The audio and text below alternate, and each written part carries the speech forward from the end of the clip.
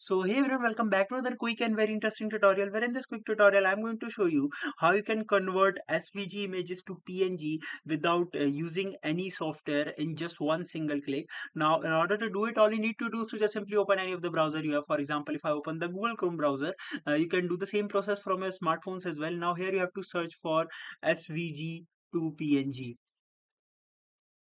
Once you do that, just simply hit enter and wait for the site to respond and open this first website that appear right in front of you.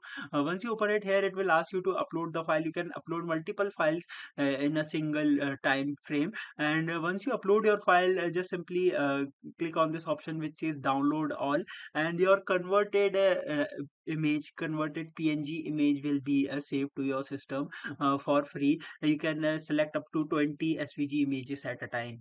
Alright, so that's it for this tutorial. I hope this video will be helpful for you. Make sure to hit the like button and subscribe button for more such helpful and interesting tutorials. See you in the next one. Take care.